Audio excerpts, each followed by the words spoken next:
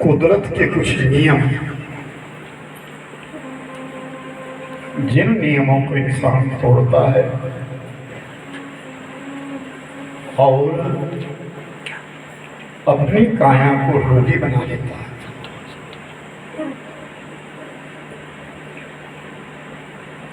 बड़ा सुंदर दृष्टांत है कि ईरान का बादशाह, सब ध्यान से सुनो, इन कथाओं से, इन दृष्टांतों से हमारा जीवन सुधरता है।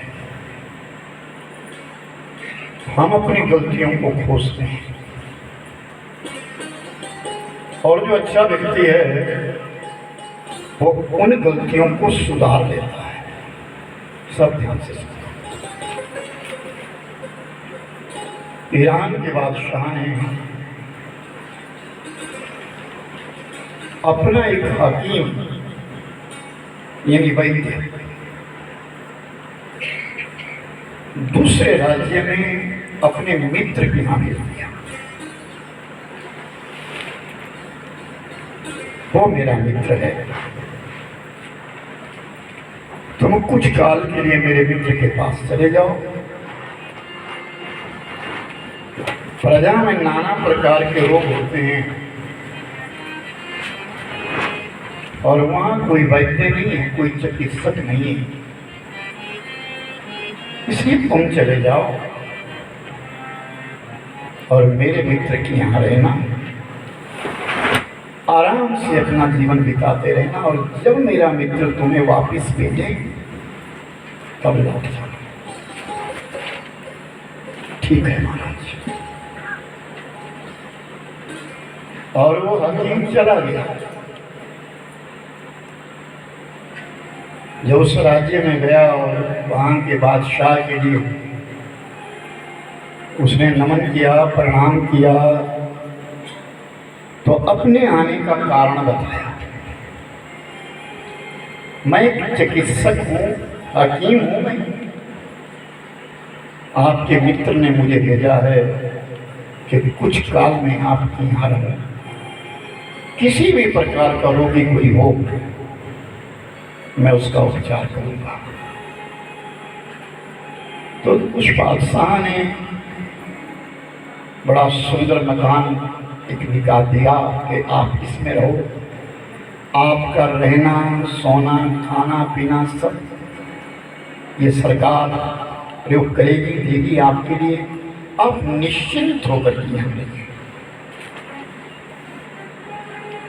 अब वो हकीम वहां रहने लगा। दिन बीतने लगे, महीने बीतने लगे और बीतते बीतते आज 20 वर्ष बीत गए। और 20 वर्षों के पश्चात एक दिन उस हकीम ने कहा बादशाह से, महाराज मुझे यहाँ आए हुए 20 वर्ष बीत गए, जागते रहो और फ्रंट सीट वाले तो विशेषकर जागते रहो। महाराज मुझे यहाँ आए हुए 20 वर्ष हो गए हैं, लेकिन 20 वर्षों के बीच में मेरे पास आपके यहाँ से कोई मरीज आए?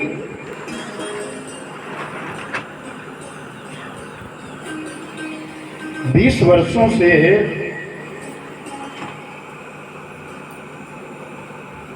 मेरे पास कोई मरीज नहीं आया। मेरी जितनी औषधियां हैं धरी धराई रह गई है। मेरा अनुभव मेरे पास है, मैं कुछ बांट नहीं सका। बादशाह ने कहा, मेरे यहाँ के लोगों को 2 बड़ी खराब आदतें हैं। कैसी? अब आप भी ध्यान से सुनिए। जिसकी वजह से वो आपके पास नहीं है।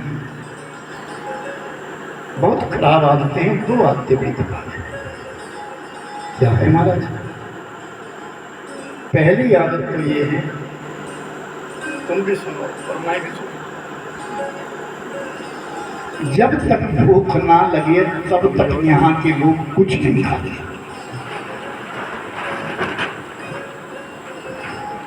समझना इस बात को क्या है? जब तक भूख ना लगे तब तक यहाँ के लोग कुछ नहीं खाते हैं। ये पहली गंदी आदत है। और दूसरी गंदी आदत ये है कि जब वो खाना खाने बैठते हैं तो आधा पेट खा करके उठ जाते हैं, जिसकी वजह से कोई बीमार होता ही नहीं। तो आपके पास कौन आएगा? और ये सच्चाई है। हम लोग वक्त बे वक्त खाना शुरू कर देते हैं। जब भी कोई सामने वस्तु दिखती है तो तुरंत खा लेते हैं। बिना भूख के इंसान खाता है और रोगी होता है, और जब खाता है तो ठूस ठूस के खाता है, इसलिए वो बीमार होता है। हमारे यहाँ एक राजा ने अपने पिता का श्राद्ध किया।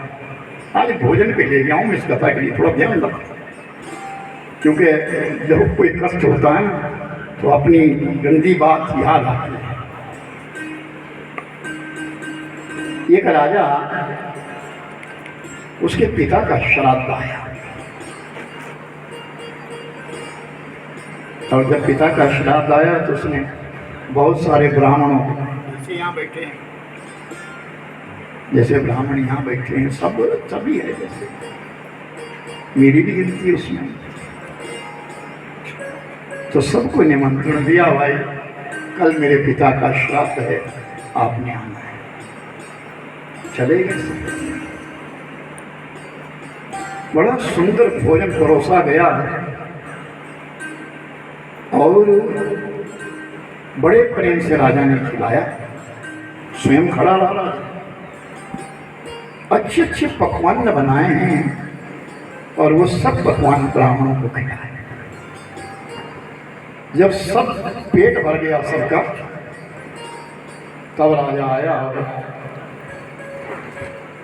एक एक सोने का सिक्का ले गया और लड्डू लेकर गया। लड्डू थोड़े बड़े थे, तो राजा ने कहा, भाई जो एक लड्डू खाएगा उसको एक सिक्का दूंगा। और तो ब्राह्मणों ने अपनी पत्नियों के ऊपर रखा। लेकिन एक कोने में बैठा था ब्राह्मण, जिसके पांव बड़े गंदे थे। जब राजा पांव धुलाने लगा तो उस ब्राह्मण से कहा, महाराज आपके पांव तो बहुत गंदे हैं। तो उस ब्राह्मण ने कहा, महाराज ये पांव तो गंदे ही रहते हैं। उसने अपने पत्थर के ऊपर लड्डू नहीं दिया। जब सबने एक एक लड्डू खा लिया, फिर राजा फिर आया और राजा ने एक लड्डू और निकाला कि जो एक और खाएगा उसको मैं 2 स्वर्ण मुद्रिका दूंगा। तो जो ले रहे थे उन्होंने एक एक लड्डू और खा लिया। ऐसे करते करते 20-20 लड्डू जब वो खा गए ना, और फिर गले तक जब गए ना, गले तक जब रोना आ जाता है, तो राजा उस ब्राह्मण के पास चला गया जिसके पांव गंदे थे, जिसने कुछ नहीं खाया था, उसके बाद भोजन खा के बैठ गया था। तो राजा ने कहा, भाई एक बात बता, तुमने कुछ भी नहीं दिया। इन ब्राह्मणों ने भोजन खाने के पश्चात 20-20 लड्डू खा लिए। तो उस ब्राह्मण ने कहा, महाराज मैं कोई पेटू नहीं हूं, ये ब्राह्मण पेटू है, मैं पेटू नहीं हूं। असंतुष्टा दुजन नष्ट, कि जो ब्राह्मण संतुष्ट नहीं होता वो हमेशा नष्ट हो जाता है। और रोग का कारण भी यही है कि हम जरूरत से ज़्यादा खा लेते हैं, जिसको हमारी जठराग्नि पचाती नहीं है, और उसके फलस्वरूप हम बीमार हो जाते हैं। कुल सच्चिदानंद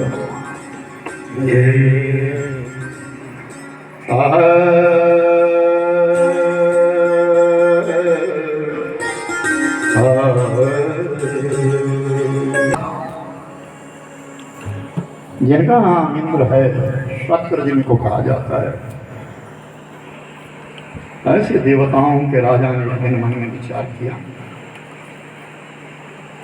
भगवान शिव से मिलने के लिए कैलाश जाना है।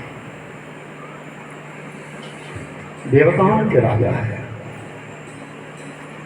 तो विचार किया अपने गुरु को संग लेकर के जाना। गुरु बृहस्पति है, और बृहस्पति जी ये कल तो बेटे यहाँ थे, वो कल कहाँ डाले, कल तो थे, करते कहाँ देखो। देवराज इंद्र ने अपने गुरुदेव से कहा, गुरुदेव कौन? बृहस्पति। नहीं इधर डालो, सीधे डालो। आपने गुरुदेव बृहस्पति से कहा, महाराज भगवान शिव का दर्शन करना चाहते हैं। परमात्मा शिव ने कहा, बृहस्पति ने कहा, सुनो राजन जाना, लेकिन अपना अहंकार त्याग करके। संत मिलन को जाए,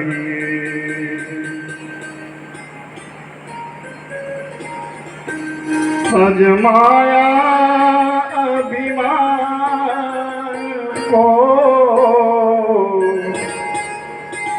संत मिलन को जाए, तजमाया अभिमान को, संत मिलन को जाए।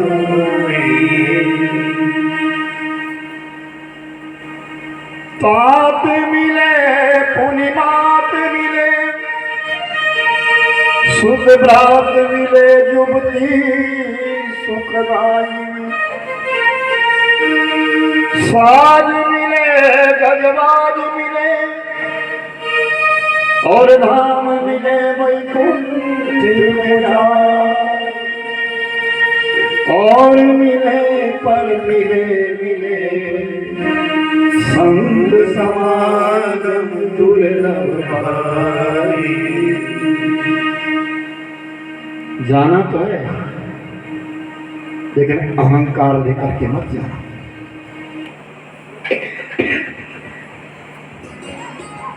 देवराज इंद्र ने विचार किया, हाँ जाना है, लेकिन मैं तो राजा, देवताओं का राजा,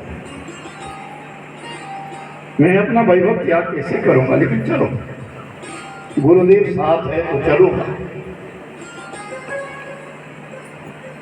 देवलोक से उठे और कैलाश पर्वत की ओर चले। भगवान शिव जानी जान है। परमात्मा शिव ने आज ध्यान लगा करके देखा कि देवलोक का वासी देवराज इंद्र आया है, लेकिन इसको कैलाश पर्वत पर प्रवेश तो तभी मिलेगा अगर इसके निर्मल होगा,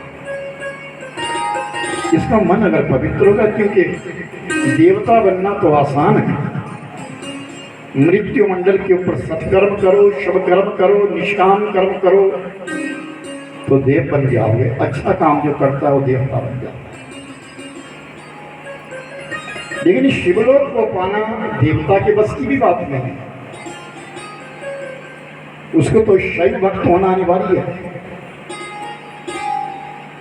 तो भगवान शंकर जी ने वृद्ध का रूप धारण किया, और वृद्ध रूप धारण करने के पश्चात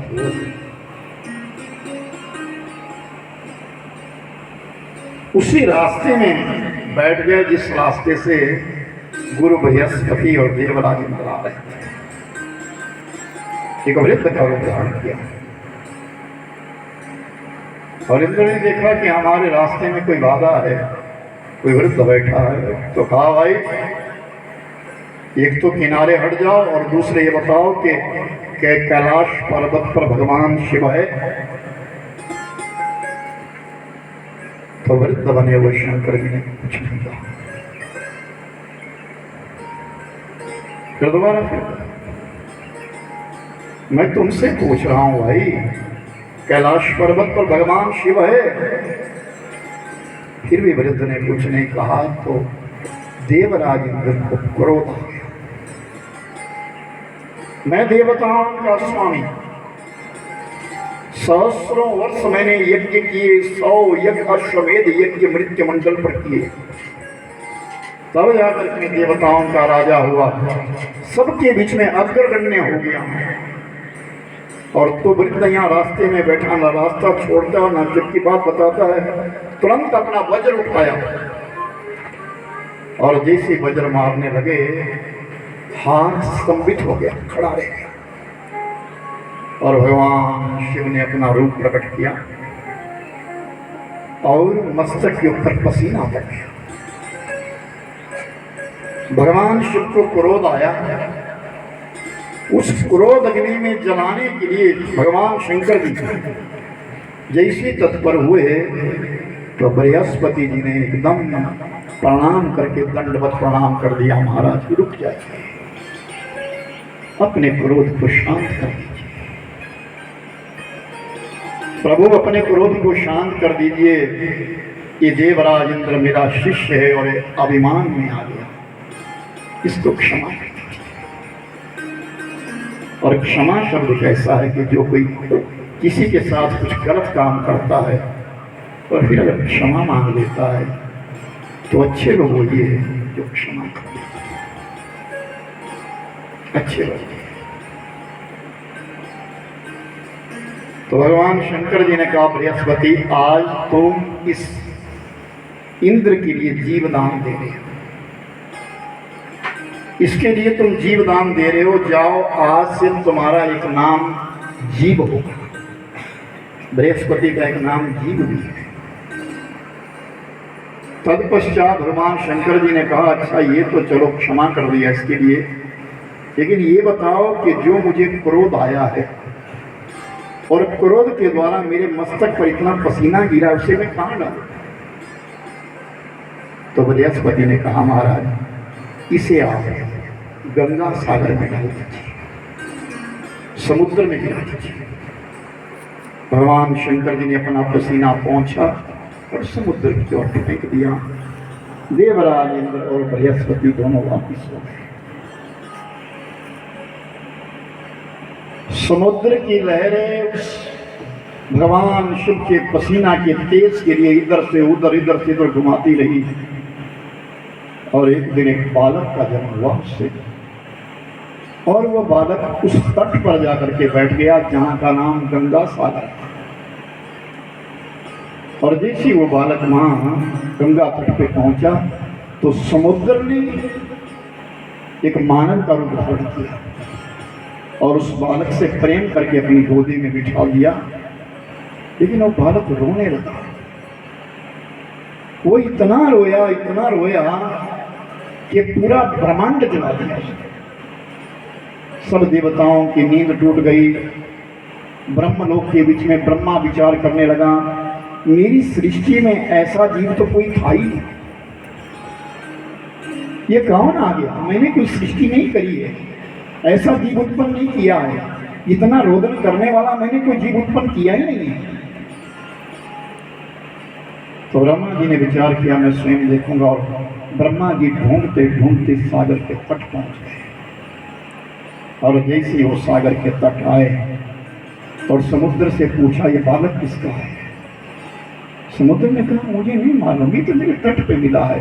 इतना कह ही रहे थे वो बालक उठा और उस बालक ने ब्रह्मा जी का गला पकड़ लिया, और इतने जोर से गला पकड़ा सारे शरीर से पसीना ही पसीना, आंखों से जल की धारा निकल गई। बड़ी मुश्किल से ब्रह्मा ने और समुद्र ने दोनों ने खींच करके उसके हाथ किनारे किए। तो उस बालक ने रोना बंद कर दिया फिर वो बालक कहता है, ब्रह्मा बताओ मेरा नाम क्या है। और ब्रह्मा जी ध्यान लगा करके देखते हैं, सृष्टि तो मैं करता हूं, लेकिन मैंने ये सृष्टि तो नहीं करी, ये कौन है। तो ब्रह्मा ने ध्यान लगा करके देखा, ये मेरी सृष्टि का नहीं है, ये तो भगवान शिव का तेज पसीना क्रोध है, ये भगवान शिव का क्रोध है। तो कहा, पुत्र सुनो,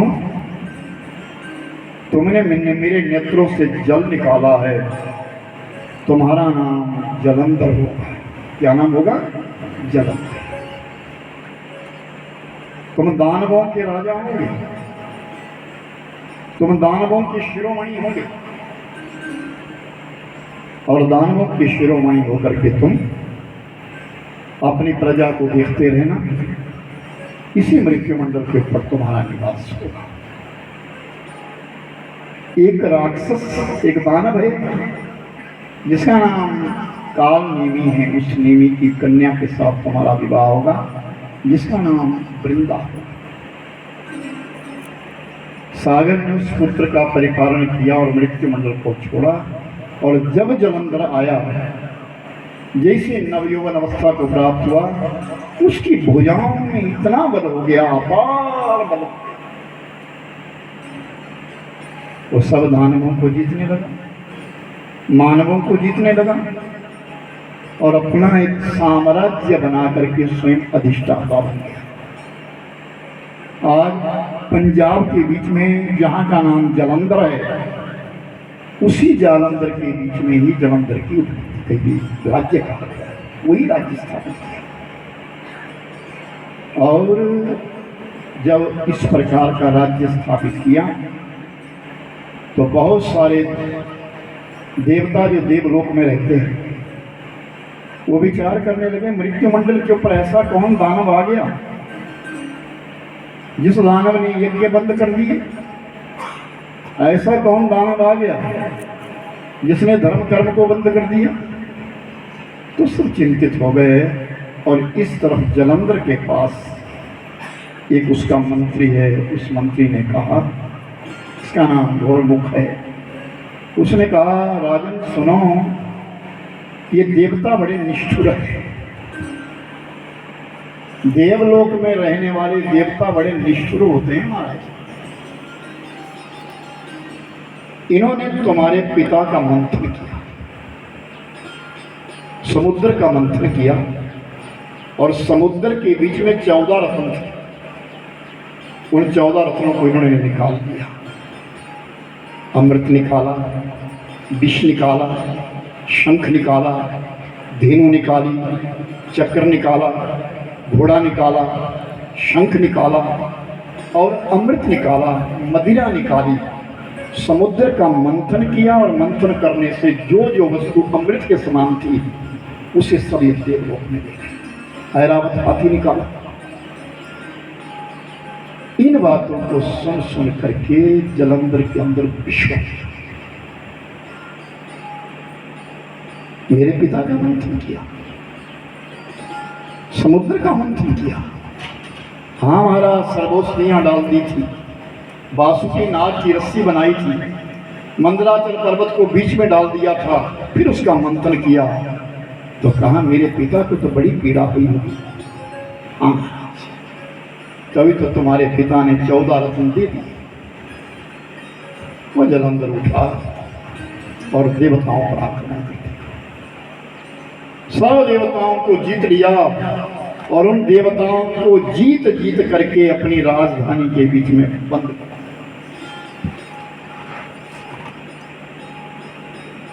अब सब देवता निराश हो गए, बंदी हो गए, देवलोक खाली हो गया। देवर्षि नारद जी ने वैकुंठ में जाकर के भगवान विष्णु से कहा, महाराज गजब हो गया, समुद्र से निकला हुआ जलंधर नाम का वो दानव जिसने सब देवताओं को बंदी बना दिया, भगवान विष्णु लक्ष्मी सहित आए और जलंधर के साथ युद्ध करने लगे, लेकिन जलंधर नहीं हारता। कई कई वर्षों तक युद्ध चलता रहा। भगवान विष्णु सुदर्शन चक्रधारी है, नहीं मार सके जलंधर। जब जलंधर को नहीं मार सके तो उसके युद्ध से एक दिन प्रसन्न होता है। भगवान विष्णु ने कहा, मांगो क्या मांगना चाहते हो, तुम्हारे इस कुशल कौशल से, इस तुम्हारी युद्ध विद्या से मैं अति प्रसन्न हूं, मांगो क्या चाहिए। तो मेरे भाई बहन, जलंधर ने कहा, ये जो तुम्हारी पत्नी है ये मेरी बहन है। लक्ष्मी जो है समुद्र की पुत्री है, समुद्र से निकली है, समुद्र मंथन के समय निकली है।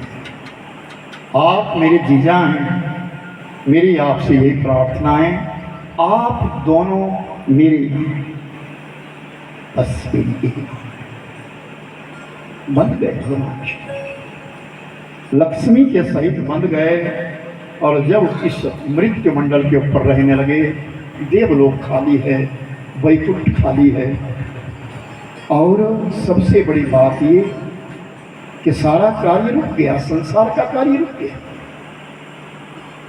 भगवान की नियमावली समाप्त हो गई। तो बड़ी उलझन पैदा हो गई संसार के बीच में। अब उद्धार कैसे होगा, निर्णय कैसे होगा। दानवों का शासन हो गया है, चारों तरफ दानव ही दानव रह रहे हैं, अब करे तो करे क्या। ब्रह्मा जी विचार करते अब क्या करूं। देवर्षि नारद है जो भ्रमण करते, नारद जी को बुलाया, नारद जी आप कोई युक्ति करिए। दुनिया का पालन करने वाला भगवान विष्णु भी आज बंदी हो गया, आप कुछ करिए। नारद जी ने कहा कोई बात नहीं। नारद जी उठे और जलंधर के पास चले गए। नारद को जलंधर ने कैदी नहीं बनाया, बंदी नहीं बनाया, क्योंकि वो जलंधर वो देवर्षि है, वो भ्रमण करता है, नारायण नारायण जपता है और कुछ नहीं करता। तो नारद जी का स्वागत किया और नारद जी का भव्य स्वागत करने के पश्चात नारद जी को बिठाया और फिर कहा, नारद जी चलो मैं अपना वैभव आपको दिखाऊं, मेरे यहाँ कौन कौन रहते हैं। सारे जितने कारागर थे सब दिखाए। ये देवता बंदी किए हैं मैंने, ये वायु है, ये यम है, ये वरुण है, ये राजा है, इंद्र है, ये अग्नि है। इतने सारे देवता मेरे बंदी, और जो मैं चाहूं मैं वो करवाऊंगा, जैसा मैं चाहूंगा मैं वैसा करवाऊंगा। और उसके पश्चात ये विष्णु, ये मेरे बहनोई है और ये लक्ष्मी मेरी बहन है।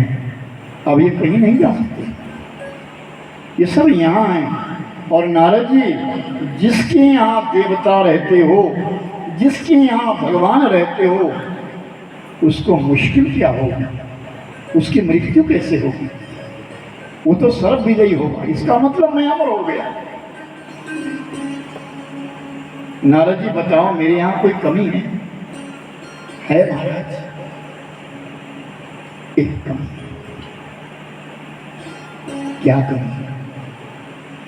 जो कुछ आपके यहाँ है यही सब कुछ कैलाश पर्वत पर भगवान शंकर जी के हैं। पानी की घूंट ले लो, सुन रही है? पक्का? क्या पूछूंगा मैं शाम को। सोना नहीं भाई, गर्मी तो पड़ने लगी। कथा अच्छे समय से रख ली मैंने, अप्रैल महीने, क्योंकि मई में 2-3 बार आया मैं तो तपता। पिछली बार मई महीने में था, मई से लेकर के मैं आया।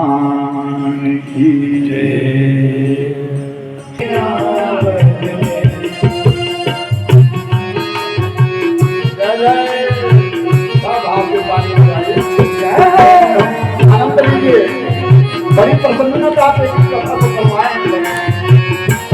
जन्म जन्म का पूरे जन्म की साधना लगाई।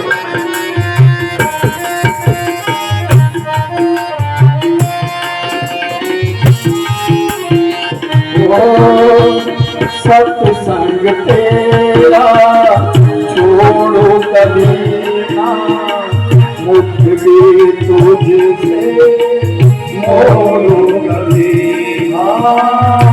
संग तेरा छोड़ो कभी ना मुख भी तुझसे मोड़ो कभी ना ओ दाता मन से पार रहना